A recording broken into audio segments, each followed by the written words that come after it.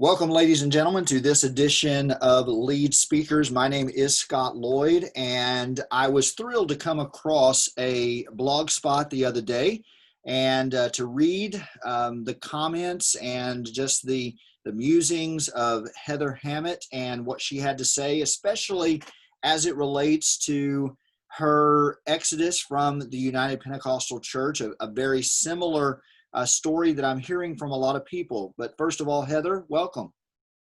Thank you. I'm glad to be here. So tell us the name of your blog and where people can find what you've written and share it with others. So my blog is at trekkingpeaksandvalleys.com. I'm also on Facebook and Instagram, and you can find me on Twitter under my name, Heather Hammitt. But my Facebook page is also Trekking Peaks and Valleys. Yeah. And I really appreciate the vulnerability with which you write. And we were talking a little bit before we came on here about how sometimes it can be cathartic, right? To get your words on paper and to kind of just share what you're feeling. Even if it doesn't resonate with anyone else, it does a lot to help you. And so that sort of leads me to my first question. What inspired you to write your blog? And you can talk generally about that, but then can you talk a little bit about this particular series that you have just finished up about leaving the UPC? Yeah, so basically, I wanted to start my blog for the last few months, but I started in April, not really sure where I was going with it and how to set everything up, but I knew I wanted to start talking about my journey because I've been so behind the scenes with my my journey with leaving the UPC, with spiritual abuse, with childhood abuse, and just that I've been quieted by most of my family and any friends that know our story of leaving the UPC. Typically, you're quieted and nobody wants to hear about it that are involved. And so it came from a deepness inside of me to actually find my voice and be able to stand up for myself in as peaceful of a way as I could. And that to me was starting my own blog so I could kind of just share my journey in a safe place. I wanted it to be safe for myself, and I wanted it to be safe for others to be able to read it and also respond and build some type of community where I actually relate to people in a deeper way. So, I feel like a lot of times I've been shut down by my family to even speak up about anything that has hurt me or traumatized me in the past. And this is kind of my way, even though it's nerve-wracking, to take back what does belong to me, and that's my story and that's my experiences that I have. So Yeah, yeah. and I think that's beautiful and so wonderfully said. And you talk about your family and about friends, and I think this is a common experience for those of us that choose to leave uh, a particular denomination. Specifically, I hear a lot of the stories of folks that are leaving the United Pentecostal Church, and they're very similar to yours in that people kind of push back, especially sometimes friends and family. So that leads me to my next question. How critical was it to have a support structure in your life? And were there particular people that really served to help you? It sounds like you did receive a lot of pushback from family and friends when you decided to Yes. reclaim your voice. And I think that's so important, right? Because your experience is your experience, and no one should be able to take that away from you. So if you didn't receive help from friends and family, who was your support structure through all of this? So yeah, whenever we decided to leave the UPC, finally, my husband had left years prior, and I was very invested there still. I left losing a lot, and I didn't really know how to replace all of that loss. So I really didn't have a support structure whenever I left, because not only is my husband's family and my family UPC, but we were a part of that religion and a part of our church community for 10 years. So whenever we decided to step away from that, we were completely rejected by all of our family because we were told we were worse than, infidels, and them communicating and communing with us meant that they were communing with sinners. Wow. And so we lost so much, and I think I grieved so much loss and not knowing like where to go to find community, because we were taught in the UPC that anyone outside of the church, the only goal for me is to win them to Jesus, and if they're not winnable, then they're a lost cause for me to not continue a relationship with them, because they could ultimately bring me down or share anything with me that could stop me from being a part of the church. So I didn't have a community, and I think it was strategic the way the church sets that up, because they know you don't have anybody, and that's why a lot of people end up going back, because they realize that their whole community will take them back if they just obey everything that is taught. It's very conditional, in my opinion. If, as long as you do what they tell you, then they will supposedly accept you. But whenever you reject or question one thing, um, you're labeled disobedient, and it really puts it just traumatizes you, basically. And it, Wow. That's heartbreaking, but it resonates with a lot of people and what they have shared with me. And of course, I left the United Pentecostal Church as well. I think I was at a different season of life. I was in my 30s when I left for good. So my late 30s. So I think sometimes that where I was in life had some impact on how people treated me, because your story is very similar to a lot of people's story, but mine was, sometimes I wonder if anybody even noticed that I left. And I was a preacher, I was an evangelist, I traveled, spoke in lots of different churches and lots of different areas. So, and also, and I share this with the people that come on here to talk about this, I think the experience is different for a male than it is for a female, unfortunately, because I think the United Pentecostal Church specifically, and a lot of denominations, treat women differently than they do men. And so I think your experience speaks a little bit to that. So, what advice would you give to others that may find themselves in a similar situation, and how are you doing now with leaving the UPC? What does that look like for you? And you can kind of talk about both if you'd like. yeah. So, for if I could go back to my younger self, um, I would give myself a little more time as I'm journeying out of the UPC to be able to build community outside of the church. So whenever I left the church, I had something to fall back on, because all of the rejection you receive, you can get in that mindset where it's like, okay, if this whole entire community that are Christians are rejecting me, there must be something severely wrong with me, because Christ followers are unanimously voting against talking to me, and that's blood relation, friends, people who have adopted you as their family, calling your children their nieces and nephews and everything, and it's just losing everything. I would say that having somebody outside of the church that you trust and they trust you, and you can have that community with them, so whenever you do decide to step out of the UPC, you're not alone and dealing with that severe loneliness. You have somebody to call, someone to talk to, someone who can help you whenever you're going through those emotions, that you're not so um, lost and disconnected and emotionally like completely dysregulated that you make a lot of choices that impact you later in life and impact your loved ones. So I would definitely say having someone that is not in the UPC that loves you and can accept you is very vital, because in the UPC, they don't teach you that you're allowed to have friends outside of the organization. And therefore, I did not have friends outside of the UPC, which meant losing my whole community without having anyone outside. And having to form that from the bottom up is a very hard thing to do when you're already dealing with so many feelings of self-worth and guilt and shame from the church, and wondering if you're even going to go to heaven, because they're teaching that if you don't do this you're going to hell. Just all the things you're dealing with, you need somebody. when you're going through that.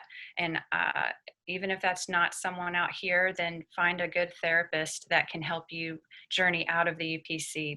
There's plenty of good therapists out there that have dealt with spiritual abuse and can help you make good choices as you're leaving the church. It's so vital to not do it alone. In my opinion, as a female, losing so much all at once, you really can't do it alone. You don't want to do it alone. I'm proof that you can, but I don't recommend doing it alone. Right. And that is such a powerful testimony and such a courageous thing that you share. And I really appreciate it. And what's interesting to me is that I've talked with several people that have shared similar stories to yours. And yet at the same time, I know, anticipating what some people will say that remain in the UPC, they will say, well, that's not my experience. I have friends outside the church, or they'll say things different. But my response to that would be, well, if it's happened to one person, that's one too many. And we know it's not just one person. It's many people that have experienced this when they have endeavored to leave the church. And that's the true testimony, in my estimation, of a Christian community. How do they treat you when you choose to leave and when you choose to go elsewhere? And I think it's a sad indictment, what you said there, that here you had people that were claiming to be Christ followers, but they would not speak to you. And this was more, you said, than just friends or just people in the church. This was blood relationships as well. Right. Why do you think what was the justification for shunning you? What was it supposed to accomplish, you think? Coming back to the Lord. They believed that when you're backslid, they can't communicate with you because you're worldly, and your worldliness can affect them negatively. So they cut you off until you decide to come back. And I've seen it time and time again when I was in the church. When backsliders come back, they sure do welcome you back and everything. But once you step outside of their box or question anything, the rejection is almost like they've learned it for so long that it happens so quickly.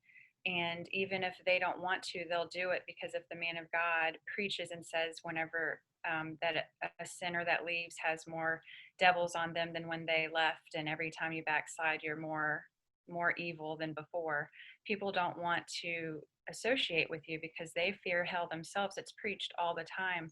And if they're fearing hell and they think that you might affect them, they're not going to want to associate with you. And Wow. that's my experience. I mean, we had the most devastating for me is my children were 2 years old and 6 weeks old whenever I decided to leave the United Pentecostal Church. We had a godmother and a godfather for our children in the church, and they completely cut my children off as well. And I'm just so glad they were young enough to not be affected by that. But if they were older, I could only imagine the choice that everyone made to completely stop being aunts and uncles, godmothers, godfathers to my children. And that was the worst part, and being told that my kids are going to be lost now because I left the United Pentecostal Church, and how much grieving that goes with that, because I love my children, and you fear those things when it's been taught to you for 10 years straight. Yeah. How did you end up in the UPC? Can you talk a little bit about that story, and then we'll get into what you write about as far as CPTSD? Yeah. So my grandfather was basically a father to me growing up. He's the reason why there's anything good in me. He was the good influence I had in my life. He passed away when I was 14. It was a very terrible time in my life. And he visited the United Pentecostal Church off and on. Our family was in it, but he was more non-denominational than anything.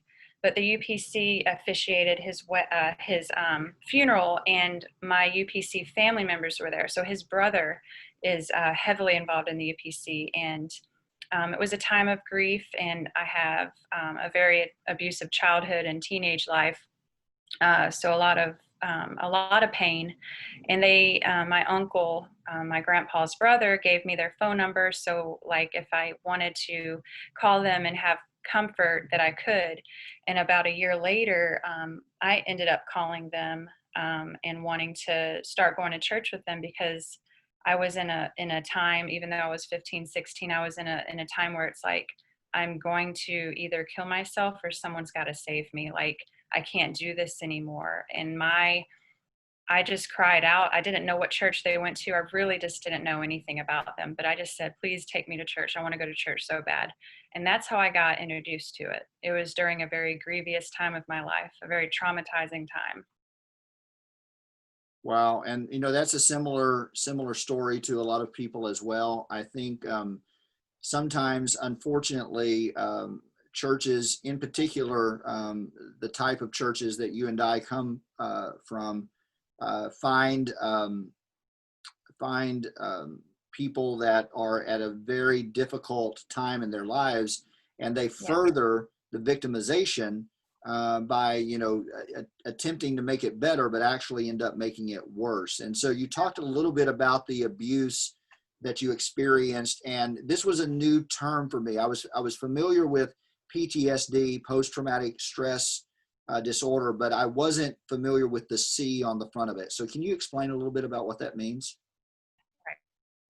Yeah. So CPTSD is complex post-traumatic stress disorder, and the reason why it's so complex and it is categorized under PTSD is because it comes from an ongoing, long-term, hopeless, helpless feeling while you're going through abuse, and you don't see a way out because the abuse lasts over a course of years, and it happens in childhood, and so that causes so many things to change in the brain and in the body and the way the body reacts and how the body remembers the traumatization as a child, um, that it causes a lot of symptoms and a lot of long-term effects that impact your life in a very devastating way. And a lot of it was masked in the United Pentecostal Church.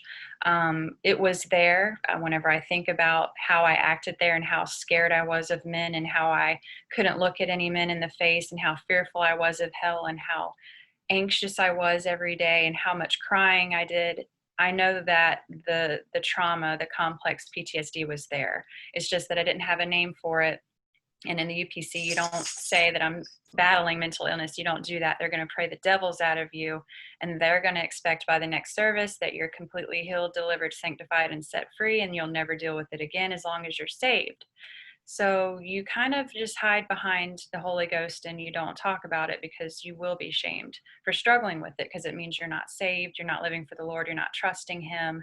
You're not committed. And so, but yeah, PTSD is mostly, it's like severe anxiety, severe trauma. It affects emotional dysregulation. It causes memory problems for me, sometimes not being able to remember things now and things in the past, or purposefully disconnecting from things that are hurtful, pretending it didn't happen. Disconnection from friends, not being able to hold relationships very well because of the trust factor and having to retrust people again after 17 years of childhood trauma and then 10 years right after that spiritual abuse. It's very hard to hold down long-term friendships. There's a lot of helplessness and shame, like I said, guilt, self-blame, stress, and some of the physical aspects are severe GI intestinal issues, as with body inflammation and pain. And so I deal with body inflammation and body pain every day of my life, and it's all because of complex trauma. Because everything else is fine, it's literally the Wow. trauma living inside of my body and trying to find a way to deal with that fight or flight, and the freeze part. And I'm more of the freeze type. I freeze in situations. I flinch if I'm afraid, almost every day of my life. And so I journey with that, and I am not giving up, and I work with my therapist, and I'm doing my best, and I'm very functional. Well, I think it's so courageous of you to share your story, and it is so helpful and beneficial to those who are in the same place. So thank you so much for being courageous and vulnerable in this way. In one of your blog posts, you share this story where an evangelist comes through, does some sort of boot camp or soul winning boot camp, and you're actually out there on the street, and there's a man that is picked up and is going to the church to get saved. and Right. you have a reaction to this man because he had threatened you, he was harmful to you. And this blew my mind when I read it. The evangelist pulled you aside and Mhm. basically told you to shape up because Yes. this man's eternal destiny was in your hands, basically, is what he was saying. You want to talk a little bit about that? I thought that was a very telling story. Yeah, because whenever he said that to me, I believed him and I felt like I needed to repent for a sin that I didn't commit.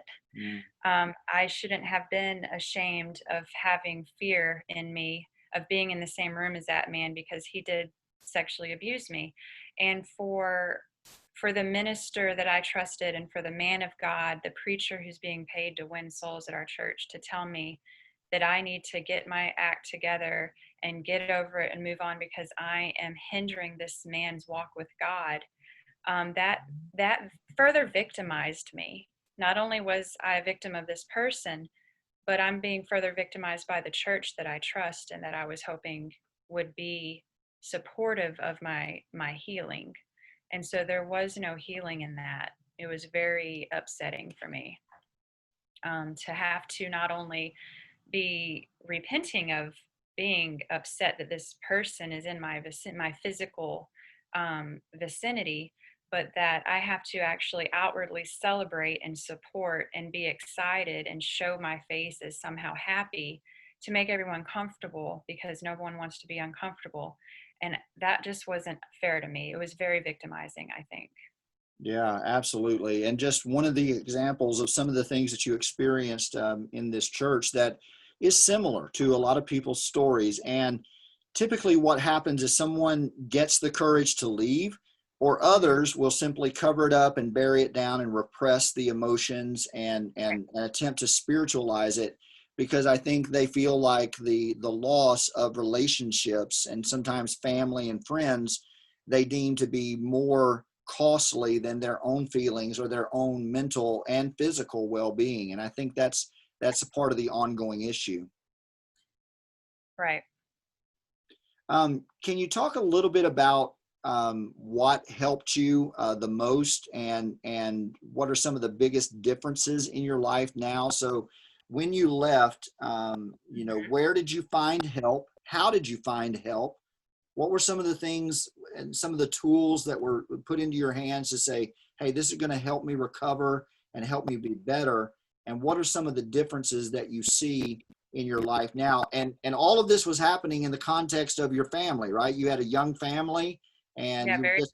you were just getting started. And so I imagine that, just the everyday minutia and the stress of all of that was challenging as well. So kind of tell us what helped you the most and then some of the biggest differences that you're experiencing now. Um, what helped me the most is that my husband was very understanding that I wasn't on the same page as him. He had years more of uh, history between him and leaving the UPC and I did. Um, Honestly, my healing journey just started in January of 2019. I was very empty for those probably 4 or 5 years of not knowing like what I was going to do, what kind of morals I was supposed to have. I wasn't raised to have morals as a child. The church taught me exactly what I needed to do. And when I didn't have someone telling me every single day how to live, it was like, wow, I don't know what to do now. And so I made a lot of poor choices after leaving the UPC that hurt, myself and my family. Um, and I wasn't very able to accept my husband's help and advice because I wasn't in the same mindset. But for this last year and a half, the things that are different for me is that I finally decided that I wanted to heal and that I deserved healing and that I am acceptable and I am lovable and that I am worthy of love and belonging. That wasn't something that I thought a year and a half ago, that I didn't think I was acceptable. I didn't think I was worthy. I didn't think I was healable, or worth the time to be healed or start a journey of healing. So I've been gaining a lot of self-awareness of who I am becoming and why my mental health is important and why I can't just lay it down and ignore it. So the biggest difference is getting my voice back and speaking up for myself and being able to talk about it and write about it, because it gives me hope, and it gives me hope that other people are finding hope in it as well. So I'm advocating now like never before. I've never spoke up about my story in the UPC, and I feel like advocating for those who have been condemned by their previous church community is given me hope, and it's given me healing to know that I'm not by myself. Because before I started writing and being more open, it didn't feel like I could find that community. It feels like they're coming more towards me, and it feels healing and beneficial. um yeah. Absolutely. And that's beautiful. That's a beautiful story, Heather. And I want to ask you a little bit about this because you've written about this. And so you've been very authentic and transparent about your experiences. And I'll share some vulnerabilities on my part as well. So a lot of my experiences post UPC, I was very careful about what I did, and things that I said and behaviors that I enjoyed that weren't necessarily sin, but just things that the church had prohibited. And part of my thinking process was, I've got to be very careful because I don't want to provide them any fodder to say, look, they left the church and now their life is a wreck. All of these bad things have happened to them, and we told you so. So I was Right. very careful, but in retrospect, what I was doing, I was still allowing the church and those church people to control me and to control my actions. Thankfully, I think I'm at a place now where I can be vulnerable, and I do understand that if bad things happen in my life, it's not a result of me leaving the church. And if Right. if if if people say that, then that says more about them than it does about me. I think we're all doing the best that we can in this thing called life, and Right. we're all going to make mistakes. We're all going to do things that, in retrospect, well, that wasn't exactly best judgment. But at the same time, how did you deal with that mentally, I guess? Because, by your own admission, you said you made some bad choices, and Right. we all do that. But how did you process that? Because I would think that at least in my mind, I would be beating myself up because why did you do that? This is because you left the church and you know what people are saying about you. They're talking about you. How did you work through all of that? um I don't think I did work through it until I decided to get better last January. I did a lot of disassociating and trying to numb myself, to not think about those things, because it's very triggering to think back on the UPC and how I used to be and how happy I thought I might have been versus how much I'm, suffering alone and all of that. So I don't think I really worked through it during that time of the "I told you so," and if you would just come back to the Lord, everything would be all right. I think I just disassociated with it and ignored it and masked it and numbed it for the longest time. Was there a part of you, and I'm just I want to understand because I'm still processing a lot of these feelings myself, and honestly I've been out for quite some time, and like I told you, it wasn't near the trauma that you experienced, but I think there's a lot of residual trauma that's still in me. Was some of the behavior like, to hell with it, I'm going to show you guys, I'm going to do what I want to do because I'm not going to be controlled by you anymore? Or was it more, I'm just trying to It, cope with life? it was a little bit of I'm trying to cope with life, but it was a lot of if nothing is sin anymore, if God, if this stuff that they're teaching isn't real, then why would I do anything right?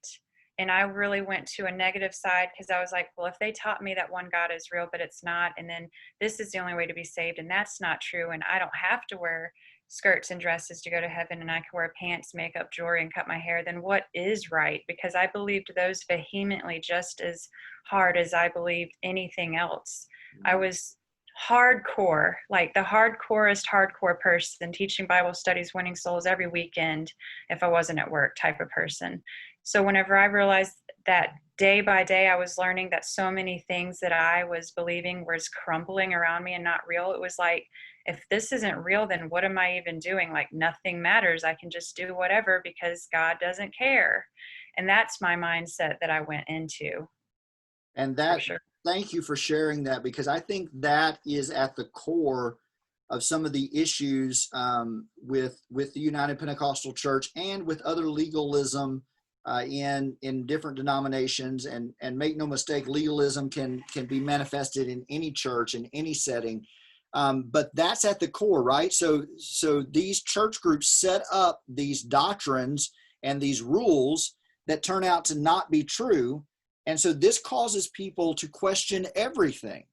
Right. And I always use this illustration going back to, I think this is revealed to us in the very beginning.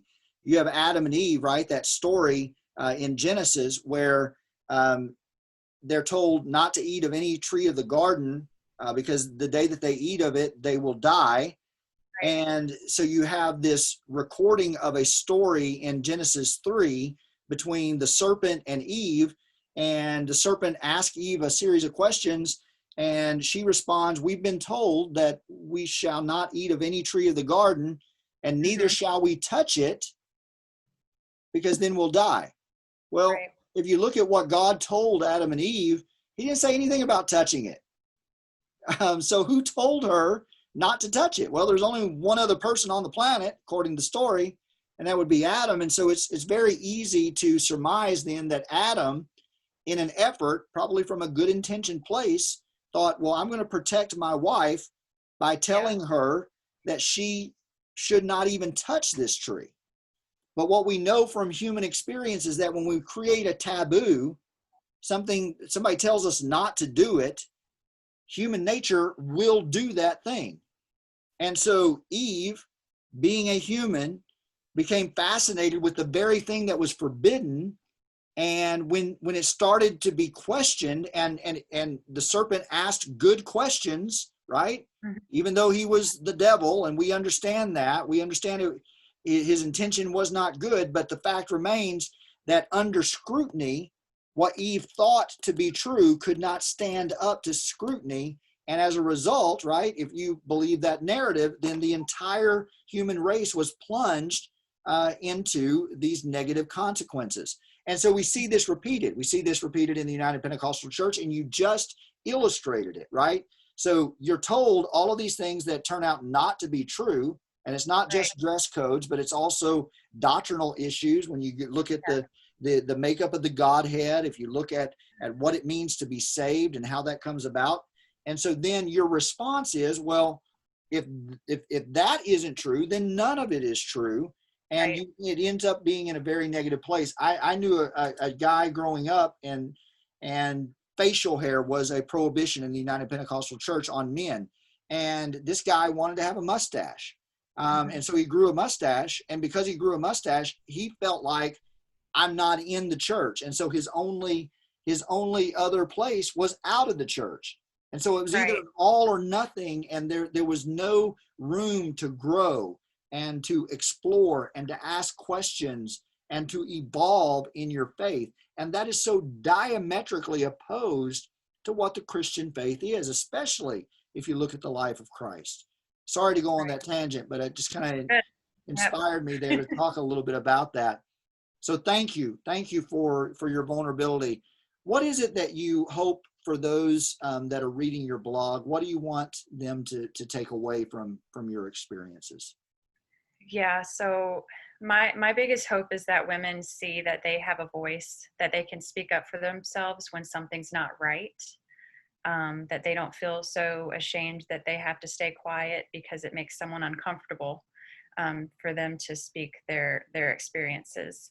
I want women to be able to find healthy community and acceptance with where they're at this very moment in their personal journey of healing, that they don't have to journey alone until they feel they're healthy enough to be accepted by people. I want people to know their value, that they belong, and that there's healing. That healing is literally possible. You know, it's a journey, and we can all do hard things together. My hope is that those who read my experiences find encouragement there, that they find some type of community, if you will, and that they wouldn't give up on the process because they know that they're not alone, and that they have people that they can reach out to that genuinely do care. And you know, if I could say anything to the listeners right now, it would just be to not give up on yourself at all. You know, reach out to people who love you unconditionally, and not walk alone. Do not walk alone, because that's where isolation sets in. And you can do this with people who love you. And there are people there. Yeah. Beautifully said. Thank you so much, Heather. I really appreciate it. Tell us once more where we can find your content. Yes. So I am at www.trekkingpeaksandvalleys.com. My name is Heather Hammitt, and I'm on Instagram, Twitter, Facebook, LinkedIn, you name it. I'm everywhere. And so, but yeah, my blog, you can subscribe to it at the bottom, and anytime I post, you'll be able to get updates. Well, thank you very much for your work. Is there anything that you'd like to add? Anything that we did not talk about that maybe you feel like is important for people to hear? No, I think we hit a lot of good things, and I'm really thankful that I had an opportunity to talk and share some of my story. So I really do appreciate it. It's an honor. Well, thank you very much. And if I can ever be of assistance to you or to Alfred, it is Alfred, right? Yes, it is. I think we've had Yeah. some interactions before on Facebook. He's a good guy. Yes. He goes by Alfred Sterling. It's both of his names, but yeah, he's awesome. Fantastic. Well, give my love to him and to your children. And thank you so much for your work. And I really, really appreciate it. Thank you so much. All right. Have a good evening. You too. Bye-bye. Bye-bye.